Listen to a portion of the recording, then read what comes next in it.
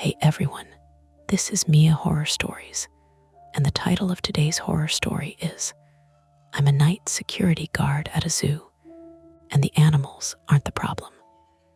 For your comfort, the screen will stay black throughout the video, so you can relax without strain and just focus on the story. Make sure you stick around until the end.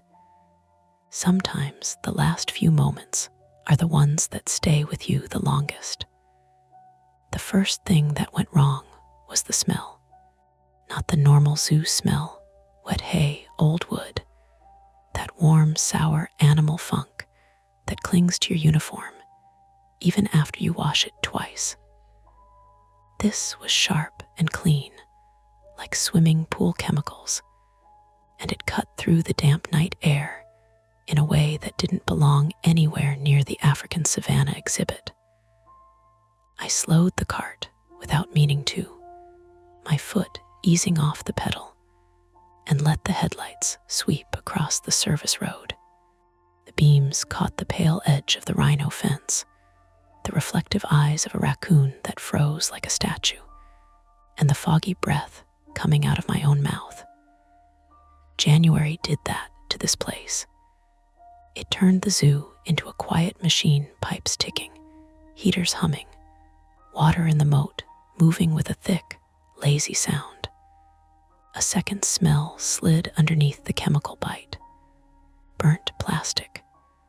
My radio crackled with someone's breathing, and then nothing. I tapped it once with my thumb like that would fix physics. "Control, this is Mateo," I said. "You smelling anything weird out by Savannah?" "Like chlorine," only static answered. The cart rolled on its own momentum for a few feet before I stopped it completely. My headlights made a bright oval on the asphalt, and beyond it, the road disappeared into dimness, where the lamp posts were spaced too far apart.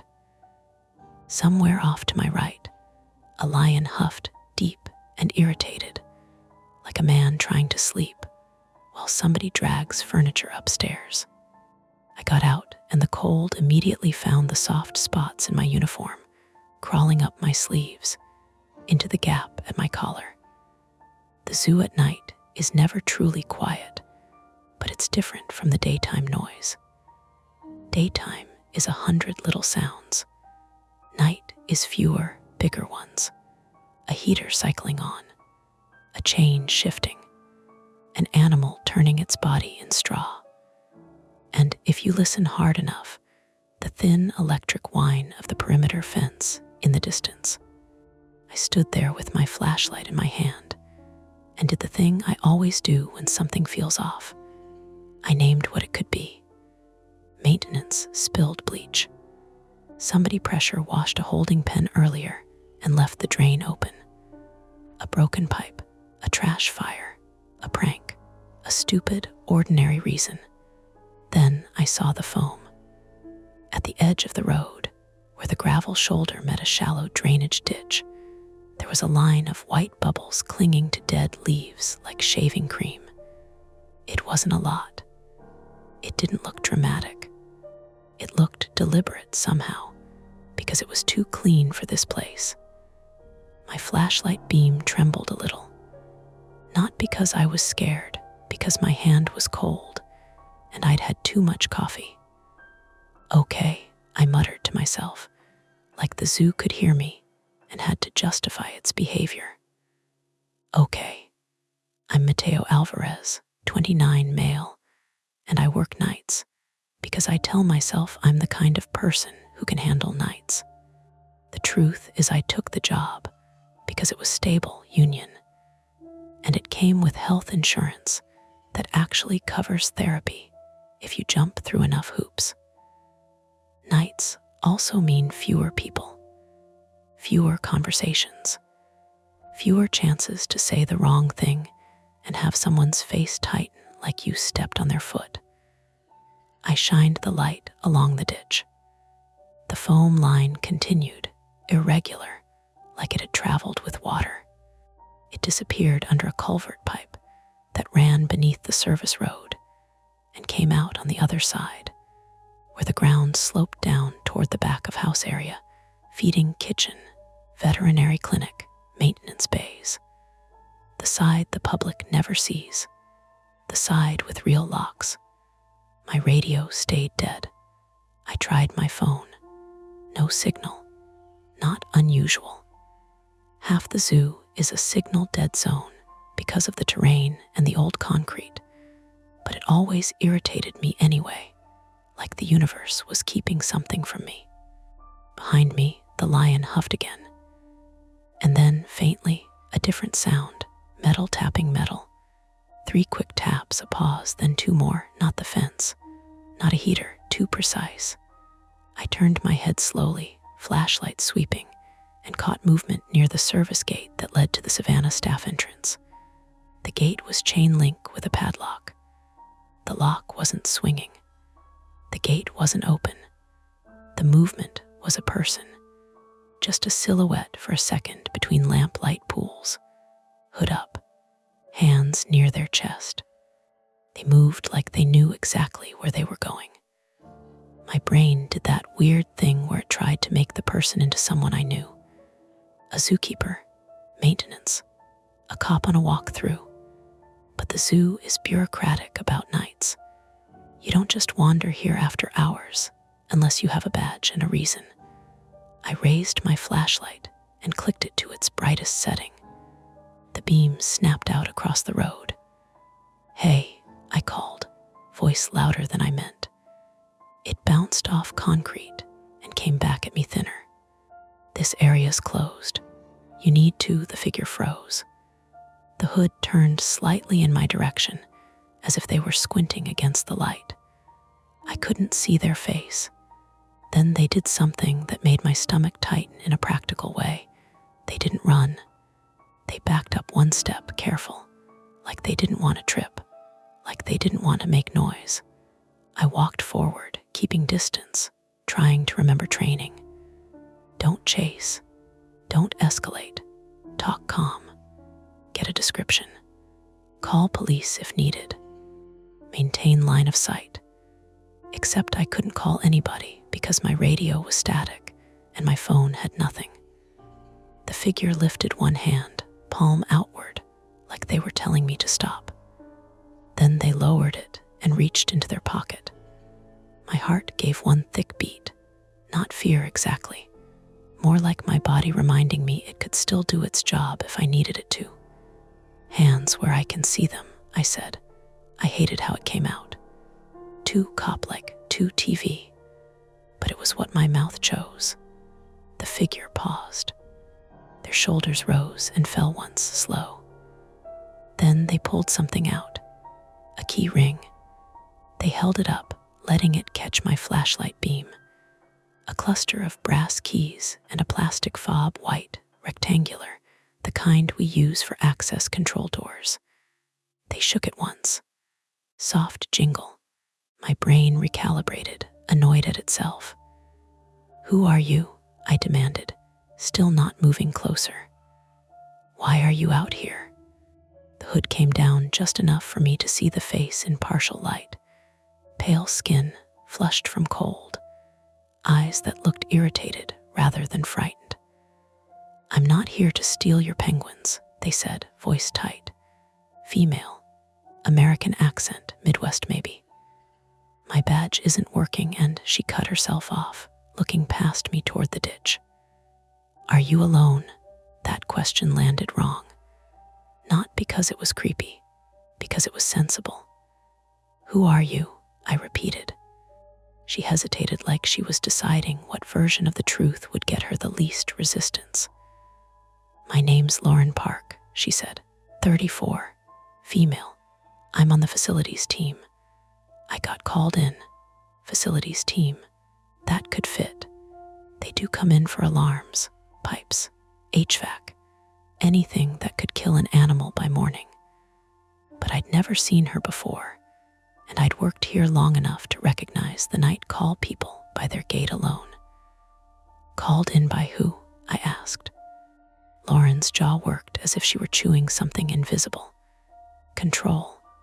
At least, she glanced at my radio clipped to my shoulder. Are they answering you? No, I said. Radio's dead. Phone's dead. Mine too. She said it quickly, like she wanted me to know we were in the same problem together. There's something off with the network. I was in the admin lot, and the gate keycard reader just blinked. Then everything blinked, like the whole place hiccuped. She spoke. The lion huffed again, and this time it sounded closer, sharper. Not a roar, a warning.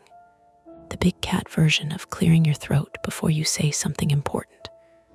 Lauren looked toward the exhibit, eyes narrowing. They're restless. They're always restless at night, I said, though I wasn't sure I believed myself. I made myself take in details. Lauren wore a dark parka with a zoo logo patch half hidden by the strap of a tool bag. Boots with mud in the treads. No smell of cigarettes or alcohol. Hands a little shaky from cold. Not from adrenaline. I'm Mateo, I said, because names matter when you're deciding if someone is a real person. Security, night shift. Okay, Lauren breathed. Okay, good. So you're not some guy. Some guy, I echoed. She looked embarrassed for half a second, and then that vanished under urgency. I got a call about a water line. Something about pressure dropping near Savannah and the vet clinic. Then control stopped responding. I tried the main gate, and she held up her key ring again. Reader's dead. I walked in through the pedestrian emergency exit. It was propped. That snapped my attention. Propped how? Like someone shoved a rock in it, she said, like they wanted it open. The tapping sound came again. Metal on metal, closer now. Not from the exhibit, from the direction of the maintenance bays. Lauren heard it too. I saw it in the way her eyes shifted. What is that? She whispered, like whispering would keep it from noticing us. I don't know, I said, and I meant it. Here's my flaw, the thing I don't tell people. When something feels wrong, my instinct is to solve it fast so I can stop feeling it. I rush. I skip steps. I tell myself it's efficiency, that it's bravery, but really it's impatience with my own fear. That's how I got a concussion 2 years ago, stepping into a dark stairwell before backup arrived, because I convinced myself it was probably nothing. It wasn't nothing. It was a teenager on drugs who swung a metal pipe. I still remember the taste of blood and pennies in my mouth, and the way the world narrowed into a tunnel for a few seconds like someone pinched it. I didn't want to do that again, but I also didn't want to stand in a road with dead radios while someone, some guy, as Lauren put it, moved around inside the zoo. Lauren shifted her weight, tool bag creaking. We should go to the control room, she said. Get landline. Cameras. The control room was on the other side of the zoo, near admissions. A long drive, even in the cart. And if someone was already inside, leaving the back of house area unattended felt like turning your back on a kitchen fire because you'd rather check the smoke alarm. Or maybe that was my brain doing its old trick again, picking the more immediate problem because it made me feel useful. I looked down at the foam in the ditch, then up toward the maintenance bays where the tapping came from, then back at Lauren. We have 2 options, I said. We go to control, get eyes on cameras, call police if needed. Or we check that sound first, make sure nobody's breaking into the animal support areas. Lauren's mouth tightened. If something's wrong with the water line, then we also need to know if it's accidental or on purpose, I finished. A thin wind moved through the eucalyptus trees near the kangaroo walk. Leaves rattled like dry paper. Somewhere in the distance, a zebra brayed once, loud and offended, and then everything went still again. Lauren swallowed and looked toward the maintenance bays, where the tapping had stopped. Mateo, she said quietly, If someone's here and they wanted that emergency exit propped, they planned it. Right. I didn't answer because answering would make it real. Instead, I pointed to my cart. Get in, I said. We decide at the next junction. And as we climbed into the cart together, her boots scraping the metal step, my hands stiff on the wheel, I felt the weight of the choice settle between us, like a third person on the bench seat, silent and patient, waiting to see what we'd do. The cart hummed louder than it should have, a high electric whine that felt obscene in the quiet. I kept it slow, headlights off now, letting the sodium lamps do the work as we rolled past the darkened giraffe barn and toward the maintenance spur. Lauren held onto the side rail with one hand, the other hovering near her radio like she could will it back to life. Every few seconds, she glanced over her shoulder, checking the empty road behind us. Next junction, she said. Left takes us to the vet clinic. Right goes to maintenance. I know, I said, a little sharper than I meant. I did know. I'd driven this loop 1,000 times. Muscle memory was already pulling the wheel right. The tapping came again. Closer now. 3 quick strikes, a pause, then one longer scrape, like someone dragging a tool along a railing. Lauren flinched. That's not an animal. No, I agreed. We reached the junction. I stopped the cart. The engine whine cut out, and the silence rushed in to fill the space like water. The maintenance bays sat maybe 80 yards ahead, squat concrete buildings with roll-up doors and narrow windows set high, most of them dark. One bay had a light on inside, fluorescent, flickering just enough to be annoying. To the left, the vet clinic glowed softly, backup generators keeping essential systems alive. The place where you go when something's already wrong. Lauren exhaled through her nose. If that water line ruptures, we've got a bigger problem than some guy with a wrench, she said. Pressure drop near the clinic means sterilization, animal care. I know, I said again, quieter this time. But if someone's actively messing with things, she looked at me then, really looked. You don't want to wait, she said, not accusing, observant. I hated that she saw it so easily. Last time I waited, someone got hurt, I said before I could stop myself. It felt stupid, saying it out loud, like I was justifying a bad habit with a sad story. Lauren nodded once, like she filed it away. Okay, she said, then we do this smart. We got out of the cart together. The cold bit harder now, creeping up from the asphalt through my boots. I adjusted my flashlight grip, thumb hovering over the strobe setting I hoped I wouldn't need. As we walked, the smell got stronger. Chlorine, yes, but also something oily, metallic. The air near the maintenance bay felt damp, like standing near an open fridge. The tapping stopped. That was worse. We reached the door with the light on. It was half open, the roll-up door frozen mid-lift like it had lost power at the worst possible moment. A wet trail led from inside out onto the concrete apron, reflecting the flickering light. Lauren crouched, fingers hovering over the puddle without touching it. That's not clean water, she murmured. Too slick. Chemical storage, I asked. Some, she said. Mostly cleaning agents. But nothing should be leaking like this. I edged closer to the doorway, peering in. The bay was a mess. Tool carts shoved aside. A hose snaked across the floor, still dribbling from a split near the coupling. Water pooled around a floor drain that was clearly overwhelmed, foam collecting at the edges. And in the middle of it all, the main electrical panel door hung open, its guts exposed. Lauren swore under her breath.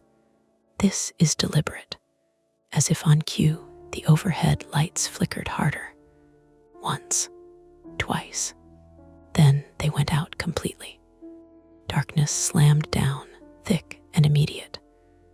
My flashlight snapped on, beam cutting through the dark. Lauren's phone lit up too, its weak LED making her face look washed out and tired. From somewhere deeper in the building came a new sound, a low, insistent beep.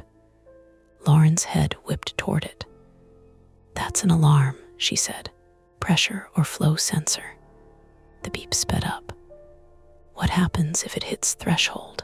I asked. She didn't answer right away, which was answer enough. "It trips a safety shutdown," she said finally.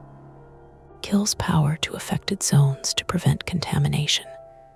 "Which zones?" she swallowed. "Depends how far it propagates." The beep turned into a shrill, continuous tone. The ground vibrated under our feet as something heavy kicked on, and then off again, like a generator trying and failing to catch.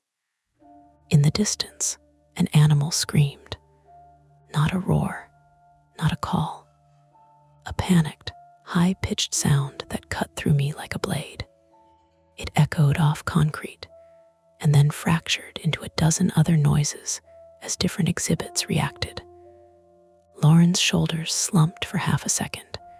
Then she straightened, all business. "We need to isolate the line," she said. "Now, or this cascades." "How?" I asked. She pointed toward the back of the bay. "Manual shutoff. Old school." But she hesitated. "It's past the panel. Past the exposed electrical panel. Past the standing water." My brain immediately built a worst-case scenario and shoved it at me like a bad photo. Me stepping into the puddle. Electricity finding the shortest path. Another ambulance ride. Another hospital ceiling. Lauren saw my hesitation and misread it. "I can do it," she said quickly. "I know where it is. And I'm not letting you walk into that alone," I shot back. We argued in whispers for 10 seconds that felt like a minute. Her saying time mattered. Me saying safety mattered. Both of us lying a little. The alarm tone cut out abruptly. For a heartbeat, there was nothing. Then the emergency lighting kicked on, bathing the bay in a dim red glow. Lauren stared at the lights. "That's not good. What now?" I asked. "Now the system thinks it's protecting itself," she said, "which means it just shut down more than we wanted." As if to underline her point, my radio crackled to life. "Any unit, report." The voice was distorted, stretched thin, but I recognized it. Control. Loss of power in multiple zones. Animal support systems affected. Repeat. I grabbed the radio. "Control. This is Mateo at Maintenance Bay 3. We have a deliberate breach, water line compromised, possible intruder." Static chewed on my words then. "Mateo, copy, police notified, ETA unknown, maintain safety, do not." The transmission cut. Lauren let out a shaky laugh that wasn't funny. "Unknown ETA," she repeated. "Great." Another sound joined the chaos. Not from inside the bay. From outside. Metal on metal, closer, faster. Like someone running a tool along the fencing. I moved to the doorway, flashlight sweeping. The beam caught the service yard fence 20 yards away, and a section of it sagging, freshly cut wire curling like broken teeth. A shadow moved beyond it, purposeful, unhurried. "Lauren," I said quietly, "we're not alone." She followed my gaze. Her face went pale under the red lights. "They're heading toward the clinic," she whispered. "If they breach that," a loud crack echoed as the fence gave way completely. My radio crackled again, then went dead for good. I felt that old urge rise up, hot and insistent. "Go, now, fix it, stop it." Lauren grabbed my sleeve. "Mateo," she said, voice steady despite everything. If you chase them, that line stays open. Animals get hurt. People get hurt. And if we stay, I said, eyes locked on the dark beyond the fence, they get inside. We stood there, red lights pulsing, alarms howling in the distance, the smell of chemicals burning my nose. 2 problems, both urgent, both bad, and we could only choose one. Lauren was right. If I chased the shadow past the cut fence, the line stayed open and the shutdown spread. But if we stayed to fix the leak, we were letting someone walk deeper into the zoo with a head start and a plan. My body wanted one clean problem at a time. Real life doesn't give you that. Okay, I said, forcing my voice to stay level. We do both badly. Lauren blinked. That's comforting. I go after the fence line just enough to see where they're heading. You don't go alone into that water. We isolate the valve together. Then we move. She looked like she wanted to argue. Then the distant alarm in another building changed pitch lower, more urgent, and she nodded once. 2 minutes, she said. If you're not back in 2, I'm not waiting. I didn't like the way she said it, like she'd already rehearsed leaving me behind. I stepped outside the bay into the service yard. The air felt colder here, open and exposed, and the zoo's usual night soundtrack had been replaced by agitation, thumps from enclosures, birds calling sharp, and confused from the aviary area, the occasional metallic bang as something in the infrastructure cycled and failed. The cut fence sagged inward, a dark mouth.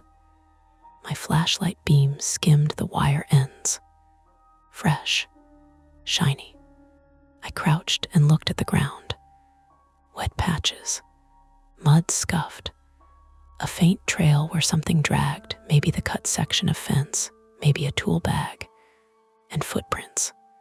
Work boots, not sneakers, deep tread, facilities boots, like Lauren's.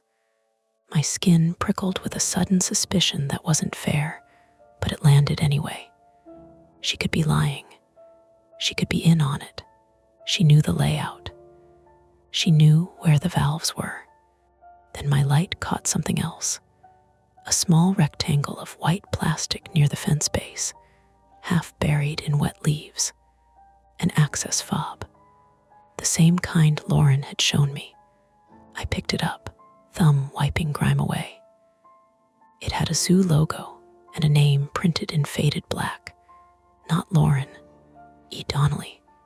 I didn't recognize it, but I also didn't recognize half the day staff. I stood, scanning the service road beyond the fence. The road ran downhill toward the vet clinic and the animal kitchen, then curved left toward the quarantine building. To the right, it led toward the big cat service corridor, and eventually the main perimeter. My flashlight swept and caught a figure far ahead, just a glimpse ducking behind a dumpster near the animal kitchen loading dock. I started forward without thinking, and then I forced myself to stop. Mateo, I told myself, don't, not alone, not like last time. I backed up, returned to the maintenance bay door, and checked my watch. 1 minute, 20 seconds. Inside, Lauren had moved a rolling tool cart closer to the puddle. She'd taken off one glove and was feeling along the wall near the exposed electrical panel, tracing conduit and pipes by touch in the red emergency light. You see them? She asked without turning. Direction, I said. They're heading downhill, toward animal kitchen, maybe clinic. And I held up the fob. Found this at the cut fence. E. Donnelly. Lauren's hand froze on the wall. That's Evan, she said. Maintenance, 40-ish. Male. He was on shift earlier. Is he supposed to be here? I asked. No, she said, and her voice did something small and strange on the word. He clocked out at 6. That tightened everything. A propped emergency exit. A cut fence. a maintenance fob at the breach point. Either Evan dropped it while trying to stop someone, or someone wanted it there. Lauren pulled her glove back on with shaky fingers. "Valve S in the back," she said. "Past the panel, past the water." "Talk me through it," I said. "We stay on the dry perimeter," she said, stepping carefully along the wall. "There's a raised concrete lip, like a curb. If we keep our feet on that," the lip was narrow, maybe 3 inches, damp and slick. The water pooled across most of the floor, reflecting red light like a low, poisonous tide. The exposed electrical panel was right in the middle of it, door hanging open like a jaw. I put one foot on the lip and immediately felt my ankle wobble. I steadied myself with my free hand against the wall, cold concrete biting my palm. Lauren moved ahead, flashlight in her teeth now, both hands free. Her tool bag thumped lightly against her hip with each careful step. Halfway across, my foot slid a fraction on the damp concrete. My stomach dropped. My muscles tensed hard enough to hurt. I caught myself before I fell, but the jolt ran up my leg, and my knee barked in protest. Lauren turned, eyes wide. "You okay?" "Fine," I lied, breathing harder now, heart hammering from a near miss that shouldn't have been dramatic, but felt like it. We reached the back corner where pipes ran vertically, painted the same institutional beige as everything else. A red wheel valve sat chest high, with a tag that read Savannah Clinic Supply. Lauren leaned in, reading it like it might change. Then she grabbed the wheel and started turning. It didn't budge. She grunted, put her weight into it, her shoulders strained under her parka. "Nothing. It's seized," she said, teeth clenched. Or she stopped, eyes narrowing. "Or it's been tightened down." I stepped closer. "Let me." I took the wheel and tried. It held firm, like it was welded. Lauren dug into her bag and pulled out a wrench. "Okay," she said. "We do it the ugly way." She fitted the wrench onto the valve stem, creating leverage, and nodded at me. Together, we pushed. The metal creaked. My knee flared with pain. Lauren's breath came in sharp bursts through her nose. For a second, nothing happened. Then the valve gave with a sudden jerk, and both of us lurched forward. Lauren's shoulder slammed into the pipe. She swore, a real one. The water sound changed instantly, less hiss, more gurgle as flow slowed. The foam at the floor drain stopped building and began to collapse into itself like whipped cream left out too long. Lauren sagged against the wall, rubbing her shoulder. "Okay," she breathed. "That's something." My radio stayed dead, but the building's shrill alarm tone cut out a moment later. The red emergency light stayed on, though, and that told me the system still believed it was in trouble. Partial fix. Not solved. Attempt 1. Isolate the line. We'd done it, but it didn't restore power, and it didn't answer why the valve had been locked down so tight.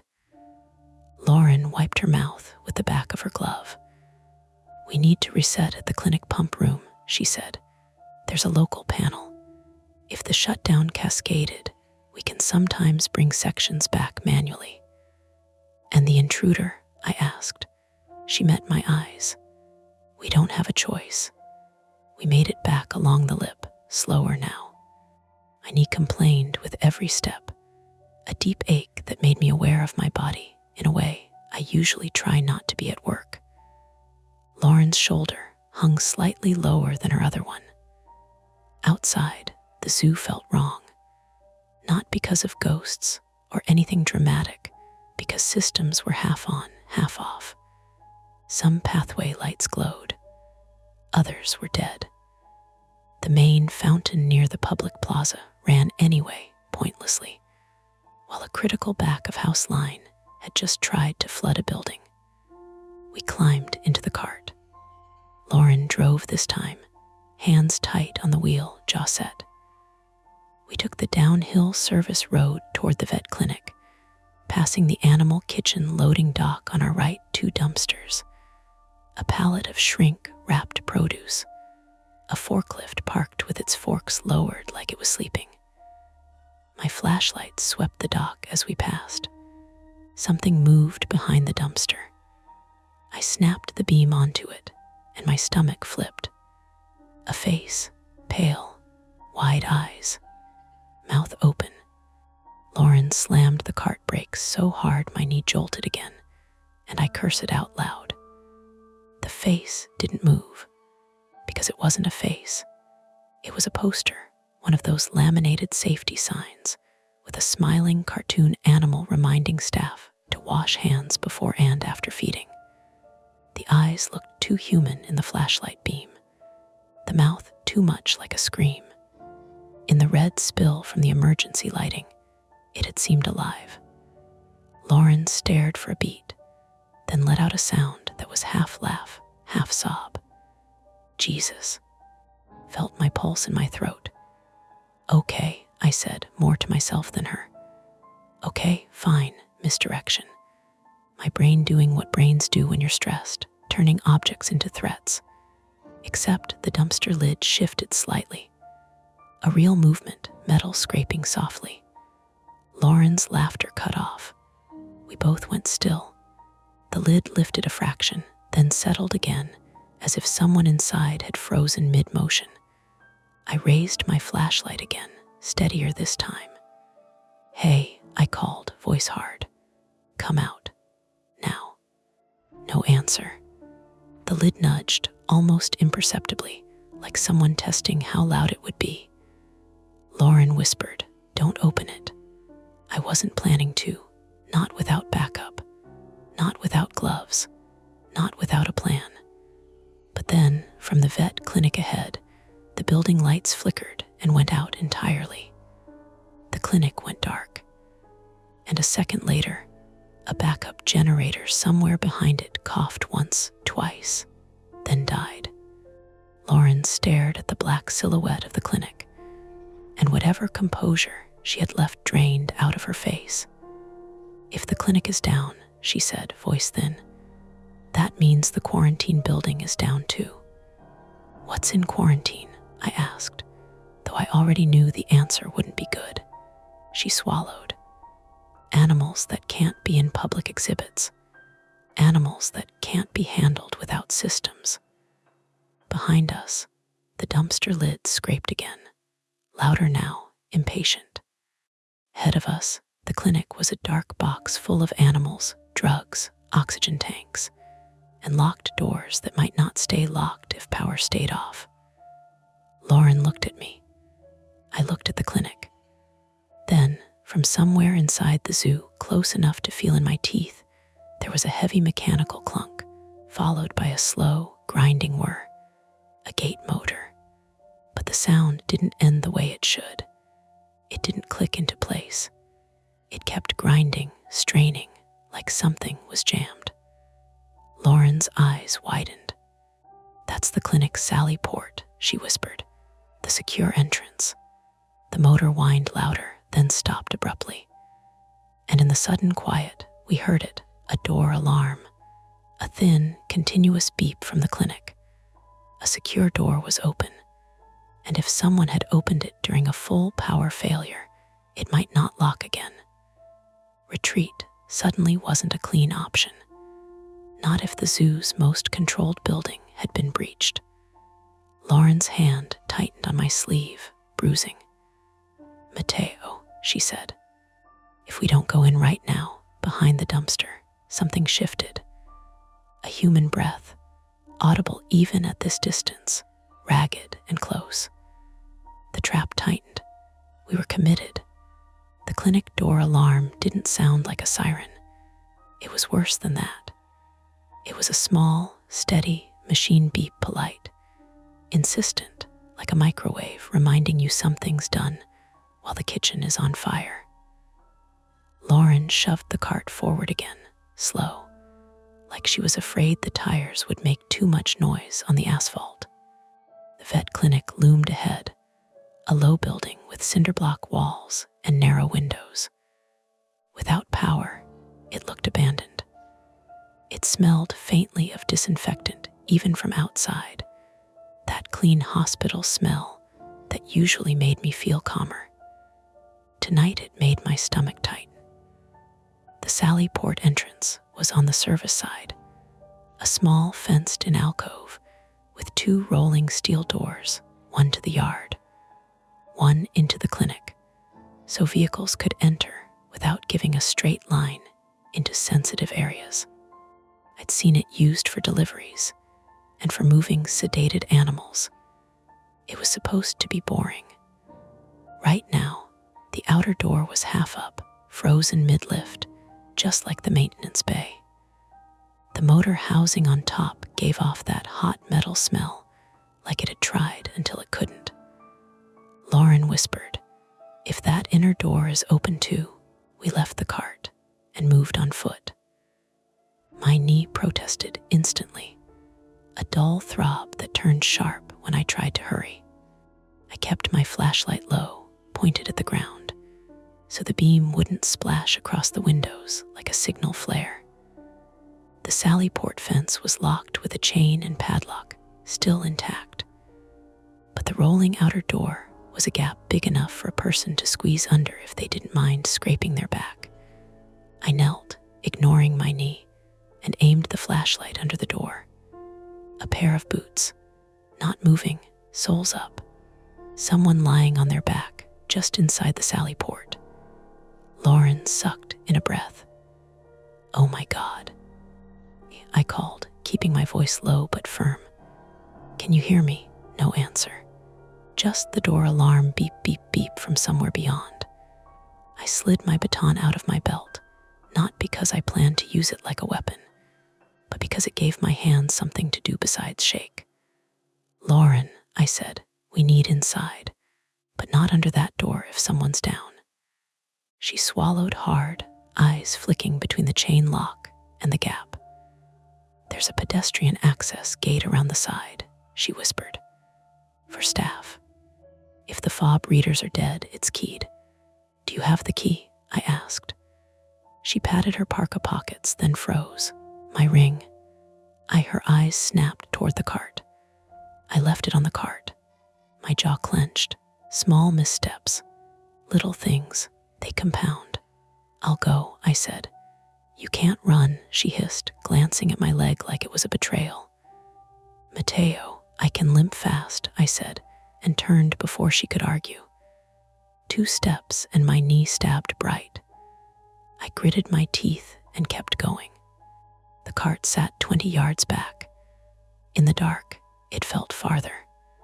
My flashlight beam bounced. The world narrowed to pain and cold air, the dumpster, the breathing. I swung the beam toward the loading dock out of instinct. The dumpster lid was fully open now, empty. I felt a sliding sensation inside my chest, like my organs shifted an inch. Whoever had been there wasn't there anymore. They'd moved while we were focused on the clinic, while the door alarm beeped and the generator died, and we did what people always do, stare at the obvious fire while someone walks out the back. I snatched Lauren's key ring off the cart's cup holder. Keys, fobs, metal clinking softly. My hands fumbled, stupid with cold. I limped back, breath loud in my ears. Lauren was still by the Sally Port, flashlight aimed under the door. "He moved," she whispered as I came up. I saw his foot twitch. "Good," I said, though it didn't feel good. It felt like the universe offering one mercy and taking 2. We hurried around the building.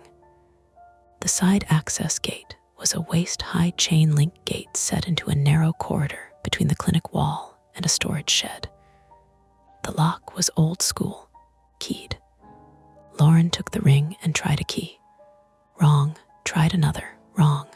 Her fingers were shaking. "Lauren," I said, sharper now, "pick Pick one. I'm trying, she snapped back, and there was real fear under the anger.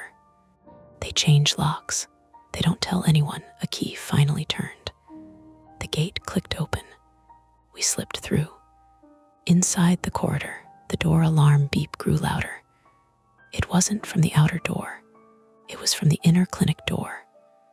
Lauren reached the inner door and pushed. It swung inward too easily, and the beep stopped, replaced by a different sound, soft, rapid footsteps on tile. Someone inside. Lauren froze with her hand on the door edge. I stepped past her, flashlight up, and my beam caught the clinic hallway, white walls, bulletin boards, hand sanitizer dispensers, everything normal except for the darkness, and the emergency exit signs glowing green. The footsteps stopped. Then a voice from the dark, male, strained. Don't come any closer. The voice wasn't calm. It was shaky with pain or adrenaline. Who is that? Lauren called, voice cracking. A figure stepped into the faint glow of the exit sign. A man, mid-40s, male, stocky. His face was pale and slick with sweat.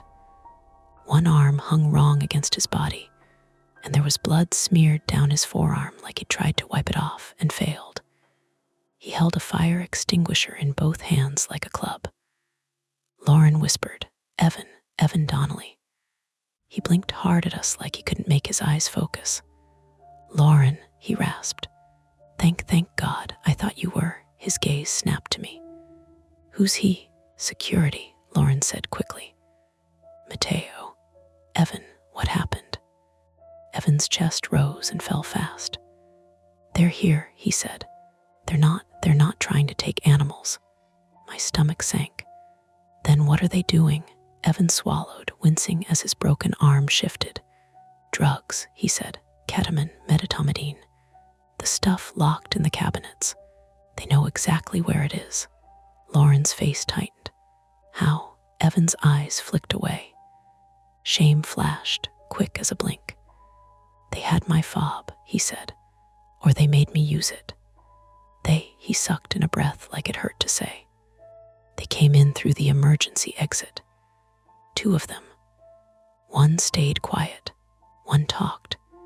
They said if I didn't open things, they'd cut power and let something get out. A lion huffed somewhere outside, close, and Evan flinched like it was a gunshot. Mateo, I told myself. No hero brain, no rushing into the dark. But the words, let something get out, lit up every nerve in me. Lauren looked at me. I could see the math in her eyes. Cabinets, keys, power outage, an open door that might not lock. People with a plan. A thud sounded deeper in the clinic. A heavy door closing, then another. Someone moving with purpose. Evan's voice dropped to a whisper. There in the pharmacy room, end of this hall left, there's a steel cabinet with a code. They don't have the code. That's why they're taking time. That's why they cut power, so the alarm system doesn't call out. Lauren's mouth went dry. The alarm's still? No, Evan said. The system S on the network. When the power hiccuped, it stopped sending. I thought of my dead radio. The blinking gate reader. The generator failing.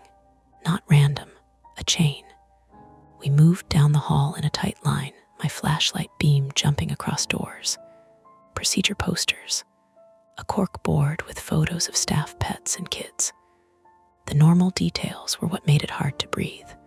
Like the world insisted this was just another building, while people were inside it stealing sedatives.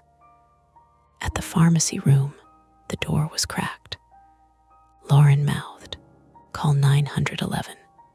Shook my head, showing her my phone still dead. She grimaced. I raised my baton, then hated myself for it. A baton against a gun is a joke. Against 2 desperate thieves, it's a coin toss. We heard voices inside. Low, male, one frustrated. It's not, the voice hissed. It's not opening, you said. I said it would if the damn power stayed on. another voice snapped back. Find the keys. Lauren's eyes widened. Keys. Evan's keys, her keys, the ring in her pocket. I understood then what the choice really was. Not chase, not fix a valve, not even protect animals. Stop them from taking what could sedate an elephant. Lauren leaned close to me and whispered, if they get it, they can hurt people. They can, I know, I whispered back. Stay behind me. Evan grabbed my sleeve with his good hand. His grip was surprisingly strong. They have a knife, he breathed. And one of them, he's not jittery. He's calm, like he's done this before. My heart pounded against my ribs like it wanted out. I pushed the pharmacy door open with the baton. The room was lit by my flashlight and the faint glow from a battery-powered emergency lamp on the wall. Shelves of supplies, metal cabinets, a rolling cart overturned. 2 men froze mid-motion. One was tall, male, late 30s, lean, hoodie, gloves. He had a small pry bar in one hand and Lauren's tool bag slung over his shoulder. The other was shorter, male, maybe 20s, face flushed, eyes wide. He held a knife, not a big movie knife, just a kitchen knife, cheap, but sharp enough. For a second, nobody moved. The air smelled like alcohol wipes and plastic. Then the tall one did something that told me everything. He smiled, just a little, like he was amused we'd finally caught up. Security, he said, voice calm. European accent, maybe Eastern, maybe not. Hard to place through my own pulse. You people always show up late. Lauren stepped forward without thinking. Put it down, she said, and her voice shook, but it was real. Put the knife down. You don't want this. The younger one's knife hand jittered. We're leaving, he said fast. We're leaving, okay? Just, the tall one's eyes flicked to the hallway behind us, calculating. No, he said softly. We're not leaving empty. He lunged not at me, but at Lauren. Everything in me snapped. I moved too fast for my knee. Pain exploded white, but my body didn't listen. I slammed into him shoulder first, driving him into the metal cabinet. The cabinet rattled. Bottles clinked. For a fraction of a second, his breath punched out of him. Then his elbow came up hard into my ribs. A crunching pain. My baton clattered to the floor. Lauren screamed my name. The younger one surged forward, knife up. Not to stab. I realized his eyes were locked on the keys in Lauren's pocket, his hand reaching like a kid grabbing candy. Evan stepped into the doorway with his broken arm useless and his extinguisher raised. Hey, he roared, voice cracking with panic and rage, and he swung the extinguisher with his good arm. It connected with the younger man's shoulder with a sick, dull thump. The knife clattered to tile. The younger man stumbled back, crying out, clutching his shoulder, shock overtaking his face. He was hurt, not dead, not magically fine. He sagged against a shelf, knocking boxes down. The tall man used my moment of pain to twist away. He grabbed the pry bar and swung it at my head. I ducked, too slow, and felt it glance off my scalp. Sparks of light popped in my vision. Warmth ran down my temple. I grabbed for anything, found the baton on the floor with numb fingers, and swung, not aiming for a heroic strike, just to create space. The baton hit his wrist. He swore, sharp and real. The pry bar fell. Lauren dove for it, snatching it up like she'd rehearsed it. Back. She yelled, voice higher now, but steady. The tall man's calm slipped for the first time. His eyes went flat. He looked at Evan, looked at me, looked at Lauren. Then he did the most realistic, infuriating thing. He ran. He shoved past us into the hall, sprinting toward the side exit we'd come through. No dramatic fight to the end. No villain speech, just flight. "Mateo," Lauren shouted. "Don't." I chased anyway. Not far, not fast. 2 strides and my knee buckled. I caught the wall with my hand, leaving a smear of blood and sweat, breath ragged. The world tilted. The tall man disappeared around the corner. And from outside, from the service yard, we heard the grind again, the gate motor followed by a loud metallic bang as something heavy slammed. A vehicle. He'd brought a vehicle in. He'd planned for this. Lauren ran past me, slower than she wanted, toward the side gate. I followed, limping, ribs aching with each inhale. We burst out into the corridor between buildings. The side gate was open. Beyond it, in the service yard, headlights flared as a van reversed hard, tires skidding on wet pavement. The outer Sally Port door shuddered as it was forced the rest of the way up by brute pressure, screeching metal. The van lurched forward, clipped the sagging fence, and tore out through the breach point like it had always belonged there. In the brief wash of headlights, I saw the tall man in the passenger seat, one hand pressed to his wrist, blood dark on his glove. He didn't look back. Then the van was gone, swallowed by the downhill road. The zoo fell into a stunned, ugly quiet, alarms still beeping somewhere, animals still restless, but the immediate human chaos had moved on. Lauren stood at the open gate, shaking so hard her keys jingled like wind chimes.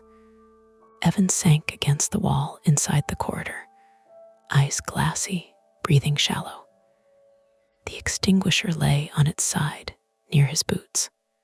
I leaned over, hands on my knees, and tried to pull air into ribs that didn't want to expand. My head throbbed.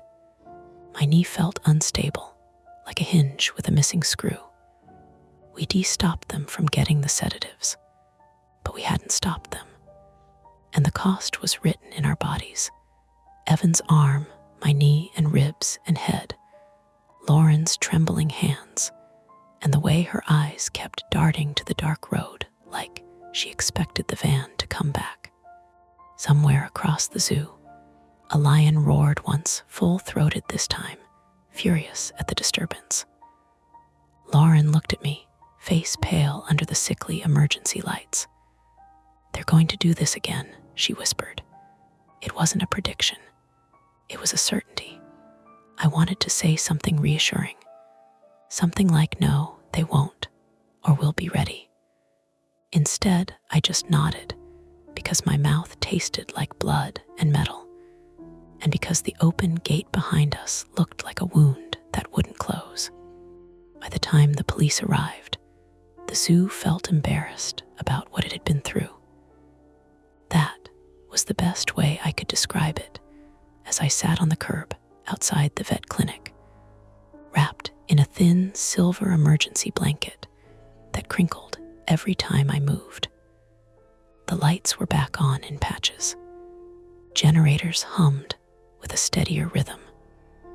The animals were quieter now, not calm, exactly, but settling into the deep, exhausted silence that comes after a long night of being startled awake too many times.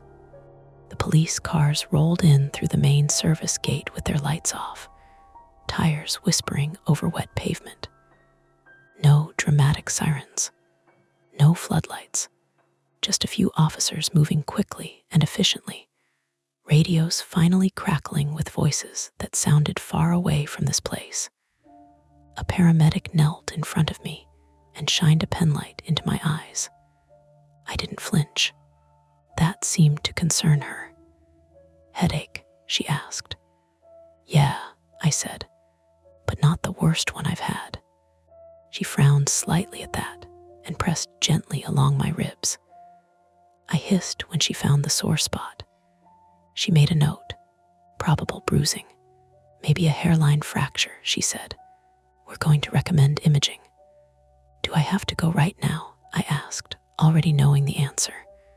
She looked past me toward the clinic doors, where Evan was being helped onto a gurney. His arm was immobilized now, face pale, but alert, answering questions in short bursts. Lauren stood a few feet away, arms folded tight across her chest, like she was holding herself together by force. "Yes," the paramedic said. "You do." So I nodded, because this time I didn't argue. Lauren rode with me in the ambulance, sitting on the bench seat across, hands clasped between her knees. She declined treatment for her shoulder after a quick check, insisting she was fine. In that way people mean functional. She watched the ceiling lights slide by through the rear windows like she was counting them. "They didn't get the drugs," she said suddenly, like she was checking a box. "No," I said, "they didn't. They knew exactly where everything was," she went on. "The shutoff, the cabinet, the generators. Someone walked them through it." I closed my eyes briefly. The movement made my head throb. Or they walked themselves through it over time. She didn't like that answer, but she nodded anyway. At the hospital, the night peeled off us layer by layer. Forms, questions, a CT scan that showed no bleeding, just a mild concussion. X-rays that confirmed cracked ribs and a knee that would need a brace, and rest I wasn't likely to give it. Lauren waited until I was settled in a curtained bay before she left, promising to check on Evan and then go back to the zoo to help with the reset.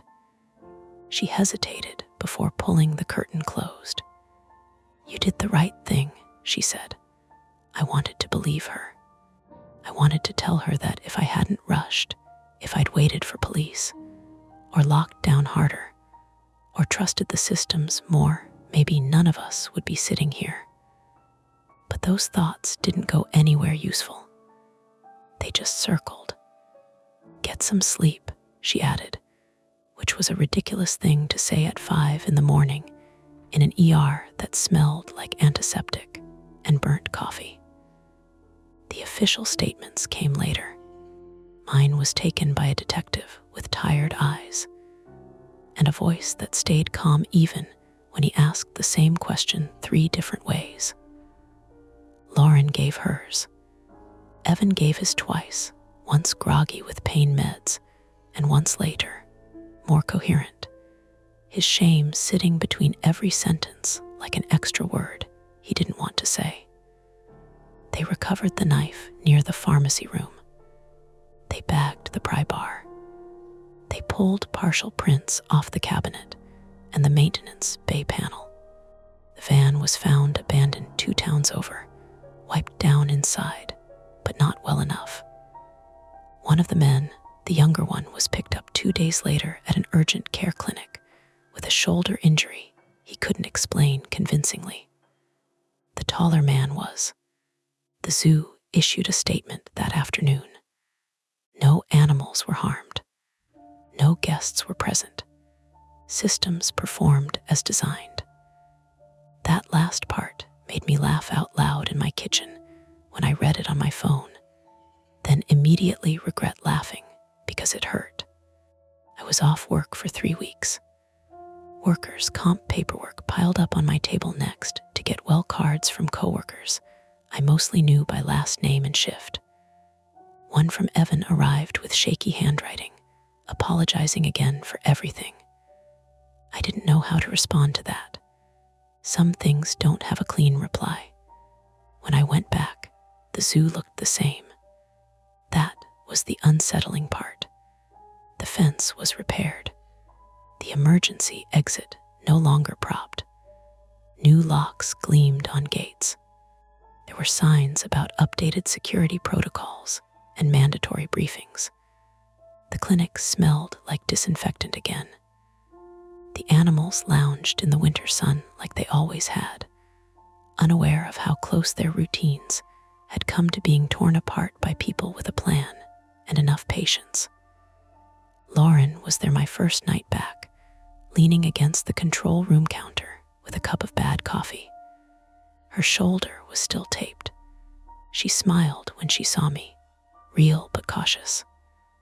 "Welcome back," she said. "Miss me?" I asked. She snorted.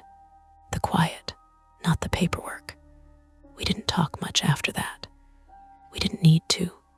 The control room hummed with monitors and radios that now worked a little too loudly, every crackle making me sit up straighter than necessary. Around 2 in the morning, I did my rounds slower than I used to. My knee reminded me with every step that I wasn't 20 anymore, and my ribs pulled when I breathed too deep in the cold. I passed the Savannah exhibit and paused, listening to the lions breathe. A normal sound, comforting even. At the maintenance bay, the floor was dry, the panel sealed and tagged. No foam, no smell. But at the edge of the service road, where the ditch ran under the culvert, the leaves had been disturbed again. Just enough to notice if you were looking for it. Just enough to wonder if water had flowed there recently, or if someone had knelt, or dropped something, or waited. I told myself it was nothing. That's the thing about places like this. They go back to being themselves quickly. Concrete and steel and animals doing what animals do. People doing their jobs. Systems humming along, imperfect but persistent. What happened didn't leave a monster behind. It left procedures, a court date, a man in prison, and another one out there somewhere who knew how to walk through a locked place without tripping alarms if the timing was right. On my way out at dawn, I locked the service gate behind me and tested it twice, just to feel the resistance in my hands. Solid, real. As I drove home, the sky lightened to that thin winter blue that makes everything look almost clean, almost normal. I knew better than to believe it completely. That's tonight's story. If it gives you chills, make sure to like, subscribe to Mia Horror Stories, and tap the bell so you never miss what's coming next. And if you're still brave enough, there are more dark tales waiting for you right here on the channel. Go watch another, if you dare.